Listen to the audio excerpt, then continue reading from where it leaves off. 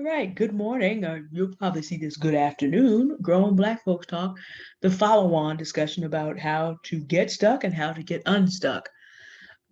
I'm still up. It actually very, very early in the morning, and I need to go to bed, but I'm still up because there was a piece of what I was talking about that was still bothering me a little bit. A little piece of understanding that I need to pass on to you. Before 1865, the existential threat of free Black people in America was considerable.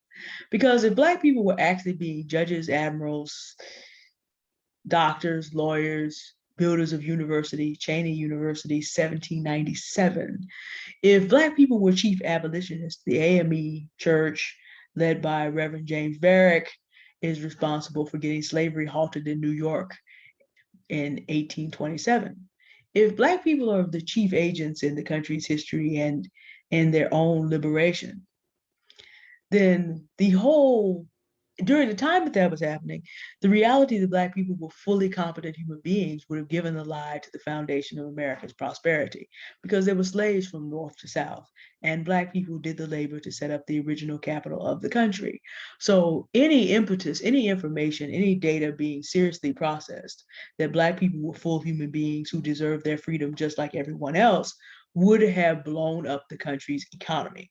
This is basically why those things didn't make it into the news then, and they were suppressed afterwards, well down into 1865.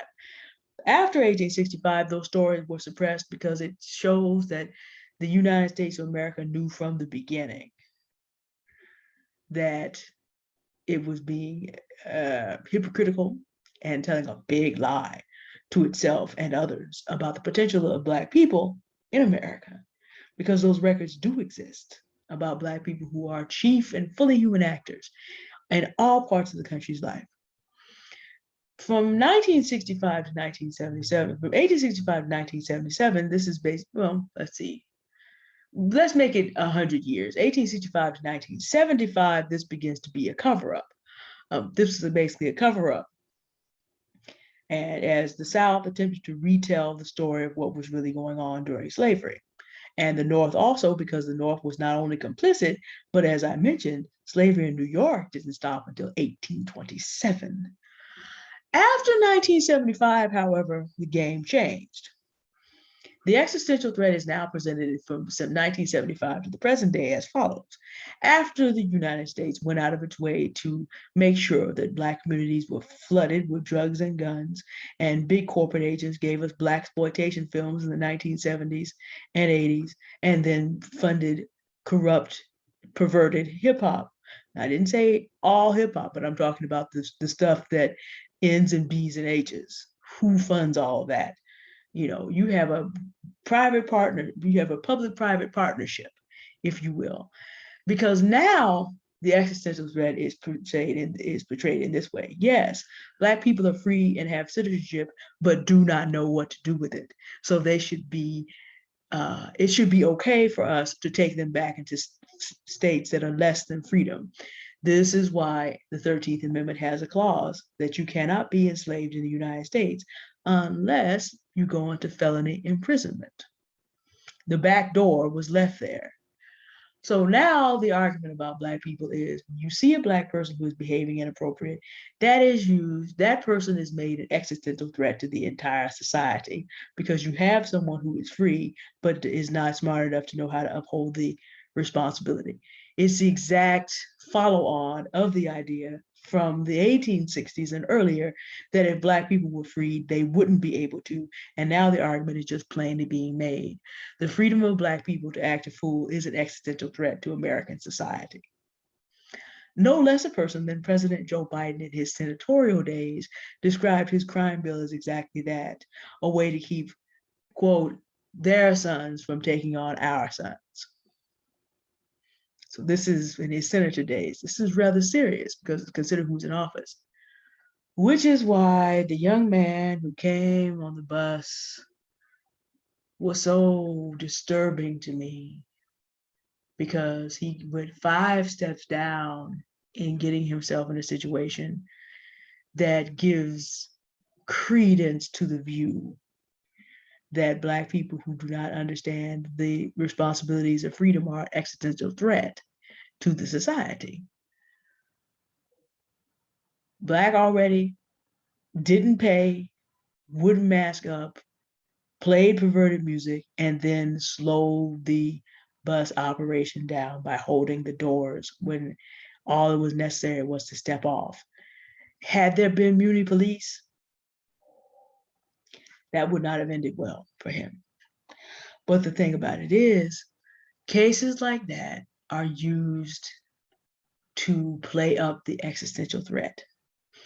It used to be well, actually, it's still the same thing. The good deeds of Black people were played down and the bad deeds were played up for that same reason before 1865. Before 1865 was they don't deserve to be freed.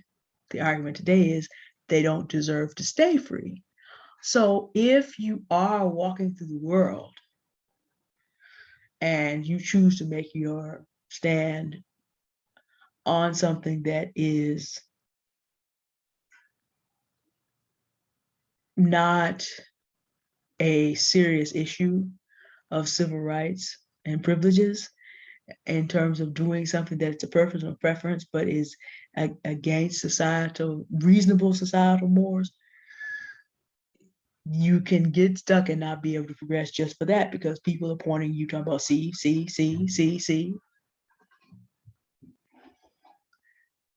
It's like certain things are unnecessary. Certain things are necessary to stand for, certain things are not. And what you don't want to do is make yourself a target. Now, I know this is going to be popular to a lot of people, because they feel like we as Black people don't need to police each other. My attempt is not to police each other. My attempt is to help you understand the things that are going on as we sit here today. There are a lot of people pointing at bad behavior that we do not have to manifest, saying, see, they don't deserve it. Let us change the laws. Let us keep Black people from having the influence that they could have, because this is the reason and this is the reason. Those reasons are on Instagram, TikTok, and rolling through the community every day. Try not to be that person. I'm not saying you have to become a whitewashed Black person. I'm saying don't create an opportunity to have attention drawn to you for the wrong reason. Because the same patterning that was going on, whereby many people in the United States were making the case that freeing Black people was a danger to the country's prosperity, the same kind of arguments are being made, and you do not want to be made the poster child for that. Just food for thought. All right. Y'all have a good night. I finally do feel tired enough to go to bed, which is good, but I felt that I needed to finish the thought that I was having. Y'all enjoy your day. Goodbye. Gotta find a stop button again.